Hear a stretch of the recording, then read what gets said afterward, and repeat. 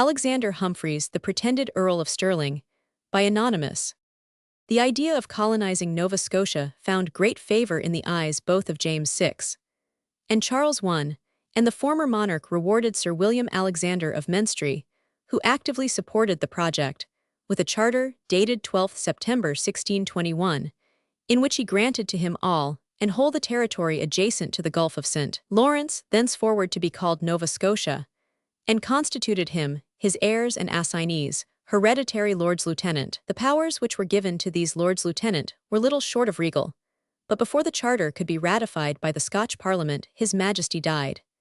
In 1625, however, the grant was 118 renewed in the form of a charter of Novidamus, which was even more liberal than the original document.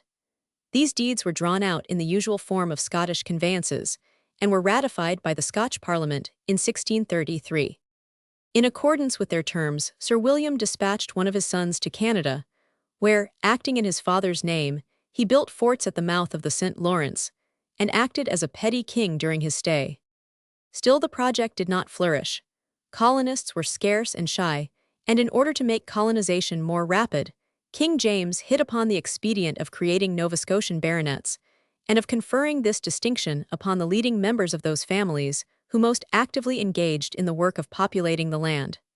His successor Charles I, who had an equal desire and necessity for money, converted the new order into a source of revenue by granting 16,000 acres of Canadian soil to those who could pay well, by erecting the district thus sold into a barony, and by attaching the honors of a baronet of Nova Scotia thereto.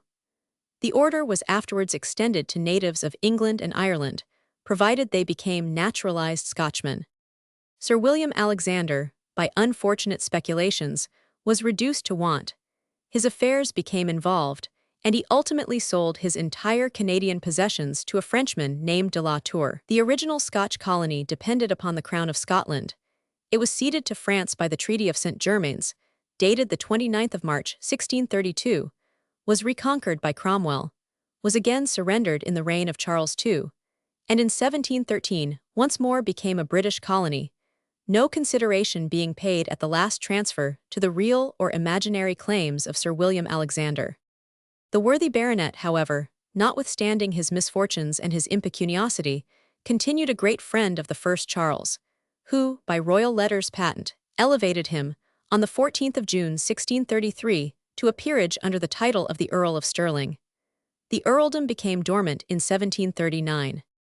After a lapse of more than 20 years, a claimant for 119, these honors appeared in the person of William Alexander, but his appeal to the House of Peers was rejected on the 10th of March 1762, and the Stirling peerage was commonly supposed to have shared the common earthly fate and to have died a natural death.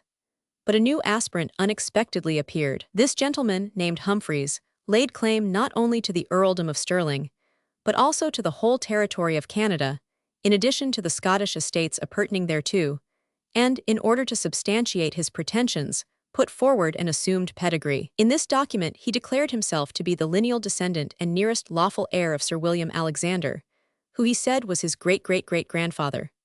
From this remote fountain he pretended to have come, following the acknowledged stream until he reached Benjamin, the last heir male of the body of the first Earl, and diverting the current to heirs female in the person of Hannah, Earl William's youngest daughter, who was married at Birmingham, and whom he represented as his own ancestress. In 1824, having obtained formal license to assume the surname of Alexander, he procured himself to be served lawful and nearest heir male in general of the body of the said Hannah Alexander, before the Bailies of Canongate, 1826. Then he assumed the title of Earl of Stirling and Davan, and in 1830 formally registered himself as lawful and nearest heir in general to the deceased William, the first Earl of Stirling. According to the patent of 1633, which was confined to heirs male, Humphreys had no claim either to the title or estates, but he based his pretensions upon a document which, he said, had been granted by Charles I in 1639 to the Earl of Stirling, and which conferred upon him, without limitation as to issue, the whole estates in Scotland and America, as well as the honors conveyed by the original patent. This he attempted to prove in an action in the Court of Session, which was dismissed in 1830, as was also a similar action for a like purpose in 1833. But although not officially recognized, he assumed all 120 the imaginary privileges of his position, granting to his friends vast districts of Canadian soil, creating Nova Scotian baronets at his own discretion, and acting, if not like a king, at least like a feudal magnate of the first degree. He caused notice after notice to be issued proclaiming his rights, and the records of the time are filled with strange proclamations and announcements, to which his name is attached. As a rule, these productions are far too lengthy to be copied, and far too involved to be readily summarized. They have all a lamentably commercial tone, and invariably exhibit an unworthy disposition to sacrifice great perspective or assumed advantages for a very little ready money.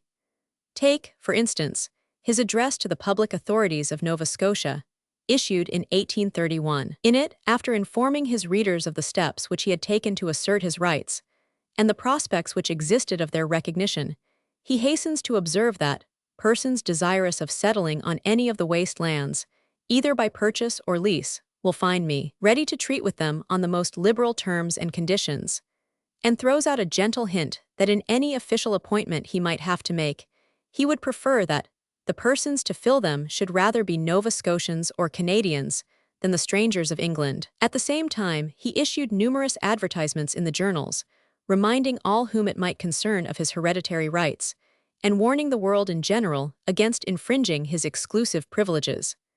At length, having succeeded in gaining notoriety for himself, he aroused the Scotch nobility. On the 19th of March 1832, the Earl of Rosebery proposed and obtained a select committee of the House of Lords, with a view of impeding the facility with which persons can assume a title without authority, and thus lessen the character and respectability of the peerage in the eyes of the public. And the Marchioness of Downshire, the female representative of the House of Stirling, forwarded a petition to the Lords, complaining of the undue assumption of the title by Mr. Humphreys.